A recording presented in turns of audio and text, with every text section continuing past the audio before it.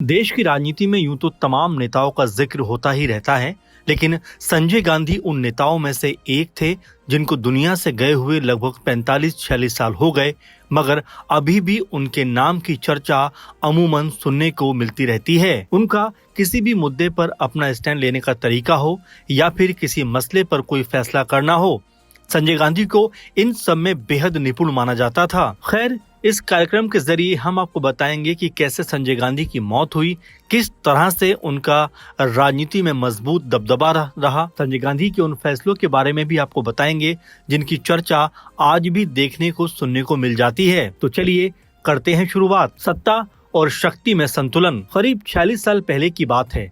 23 जून 1980 का दिन था। सुबह के वक्त प्रधानमंत्री इंदिरा गांधी के घर से एक गाड़ी बाहर निकली।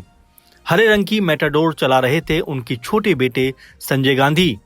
अमेठी से सांसद और 1 महीने पहले ही कांग्रेस के महासचिव बने थे, मगर संजय को अपनी सत्ता और शक्ति के लिए इन पदों की दरकार नहीं थी। सब जानते थे कि पिछले 5 सालों से वही कांग्रेस के सर्वेसर्वा थे। बहरहाल संजय घर से निकले जल्दी में और मां को बाय भी नहीं बोला। बेटा वरुण सो रहा था, जिसकी उम्र उस समय 3 महीने 10 दिन की थी, और उनके बेटे यानी वरुण को उनकी पत्नी मेनका संभालने में लगी रहती थी। संजय पहुंचे 1 किलोमीटर दूर सफदरजंग एयरपोर्ट। यहां पर उनका इंतजार कर रहे थे दिल्ली फ्लाइंग क्लब के चीफ इंस्ट्रक्टर सुभाष सक्सेना और एक नया एयरक्राफ्ट पिट्स S-2A हल्का इंजन कलाबाजी खाने के लिए मुफीद विंग्स। बस एक चीज मुफीद नहीं थी, वो था संजय गांधी का रवैया। सियासत की तरह फ्लाइंग में भी वो दुस्साहस की हद तक लापरवाह और जोखिम लेने वाले थे। अक्सर सुरक्षा नियमों को तोड़ते थे। कहने वाले तो यहाँ तक कहते हैं कि जूतों के बजाय कोल्हापुरी चप्पलों में भी वो प्लेन उड़ा लिया करते थे। संजय की मां इंदिरा को तमाम अधिकारियों और नेताओं ने इस बारे में बताया भी था, मगर बात संजय की थी, जिनकी जिद के आगे पहले भी 1-2 बार उनकी मां बेबस नजर आ चुकी थी। संजय गांधी की आखिरी उड़ान, मगर नहीं, बात 2 जिंदगियों की थी, जो सुबह 7:15 पर उड़ान भर चुकी थी। कुछ ही मिनटों में वो अशोका होटल के ऊपर गोल नाच रहे थे। एयरक्राफ्ट अपने नाम के मुताबिक काम दे रहा था, लेकिन 10 मिनट बीतने के बाद संजय इसे खतरनाक ऊंचाई पर लाकर गोते लगाने लगे। इसके बाद कुछ ऐसा हुआ जिसने पल भर में सब कुछ खत्म कर दिया। दरअसल कुछ मिनटों के बाद उनका नियंत्रण खत्म हो गया और फिर घर घर की आवाज करता हुआ डिप्लोमेटिक एन्क्लेव में संजय गांधी के घर से कुछ ही मिनटों की दूरी पर पिट्स क्रैश हो गया। 15 मिनट में मौके पर एम्बुलेंस और एयरक्राफ्ट पहुंचे। पेड़ों की डालियां काटी गईं। प्लेन के मलबे के बीच से संजय गांधी और सुभाष की लाशों को बाहर निकाला गया। ब्रेन हेमरेज के चलते दोनों की ही मौके पर मौत हो गई। उन्हें वहीं स्ट्रेचर पर लाल कंबल से ढक दिया गया और कुछ ही मिनटों में वहां पर प्रधानमंत्री इंदिरा गांधी भी पहुंच गईं। अपने सचिव R.K. धवन के साथ कार से उतरते ही इंदिरा दौड़ने लगी। फिर कुछ संभली, मगर बेटे की शक्ल देखने के बाद वहीं पर जोर जोर से रोने लगी। संजय की जिद के आगे बेबस मां इंदिरा को संभालने वाला कोई नहीं था। उनकी ताकत छोटा बेटा और राजनीतिक उत्तराधिकारी संजय अब एक लाश बन चुका था। संजय की बीवी मेनका घर पर थी।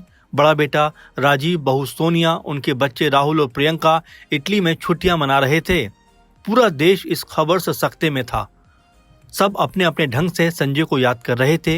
विरोधी दलों के तरफ से संजय गांधी को इमरजेंसी की खलनायक के तौर पर पेश किया जा चुका था, जिसकी पहली जिद थी जनता कार बनाना मारुति के नाम से, और इस सपने के लिए मां इंदिरा ने बैंकों की तिजोरियां खुलवा दी। सरकार की हर मुमकिन मदद उनको मिली, मगर बेटा तब तक सरकारें बनाने बिगाड़ने के काम में लग चुका था। इमरजेंसी के दौरान उसने कभी सेंसरशिप की आड़ में पत्रकारों को धमकाने का उनके ऊपर आरोप लगा, तो कभी पूरी की पूरी फिल्म की रील जलवा देने का इल्जाम।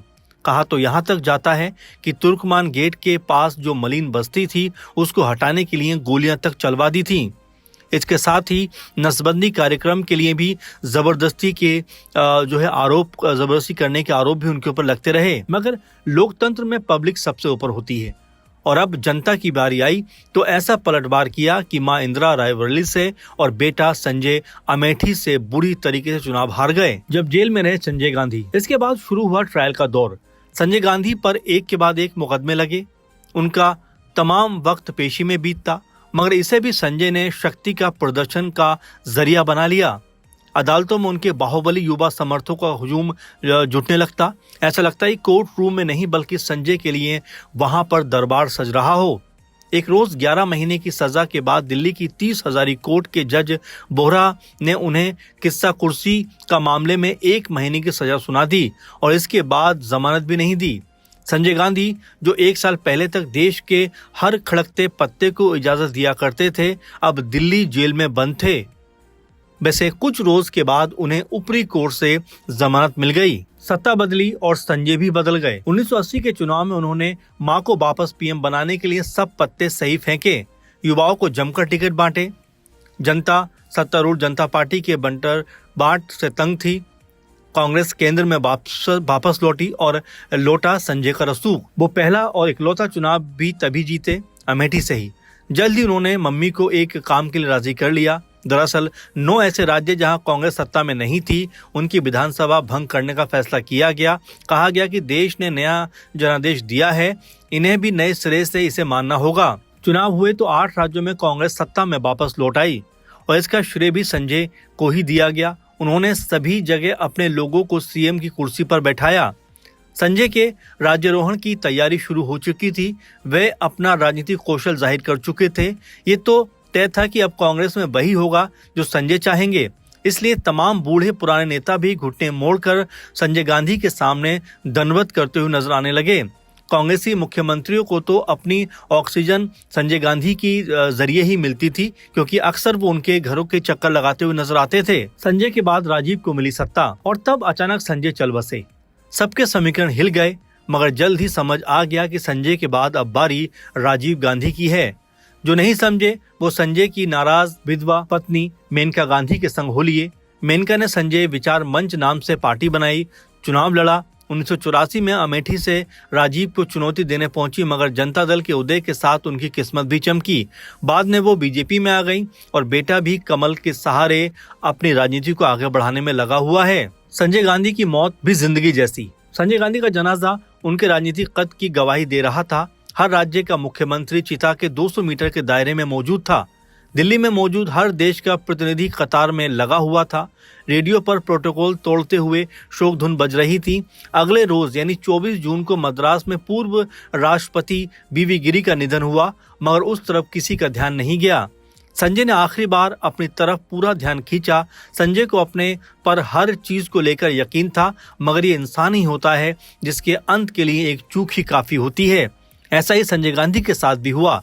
संजय गांधी के मरने की गुत्थी को कोई सुलझा नहीं पाया और न ही कोई समझ पाया, लेकिन उस दौर के पत्रकार और नेता एक बात जरूर मानते हैं कि संजय गांधी की कई योजनाएं भले ही ठीक ढंग से लागू नहीं हुई हों, लेकिन अगर उनको सही तरीके से लोगों के बीच में लेकर जाया जाता तो आज उसके बेहतर परिणाम देखने को मिलते। मसलन उस दौर में शुरू की गई नसबंदी की योजना को अगर जमीनी स्तर पर ठीक ढंग से पेश किया जाता और सरकारें सही तरीके से इसको लागू करवा पाती तो आज आबादी पर अच्छा खासा नियंत्रण देखने को मिलता।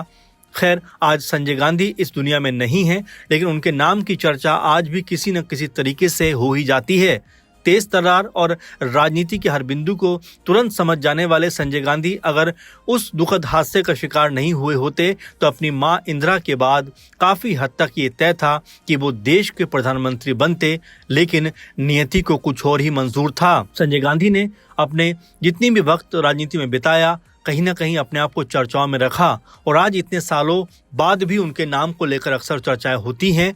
फिलहाल इस प्रोग्राम में इतना ही, और आप अगर संजय गांधी को लेकर कुछ और चीज़ें जानने को उत्सुक हैं तो ज़रूर कमेंट करिए, क्योंकि हम उनके बारे में एक डिटेल प्रोग्राम भी आपके सामने पेश करेंगे। लेकिन फिलहाल इस कार्यक्रम में इतना ही। आप लगातार इस तरह से बने रहें और हमारे कार्यक्रमों को पसंद करते रहें, क्योंकि हम पुराने नेताओं के ऊपर जो उनका राजनीतिक करियर रहा उसको लेकर भी आपके सामने प्रोग्राम लेकर आते रहेंगे। तो अगर आप भी किसी नेता के बारे में जानना चाहते हैं तो कमेंट में उसकी जानकारी जरूर दीजिए। फिलहाल इस प्रोग्राम में इतना ही। आप लगातार बने रहें। धन्यवाद।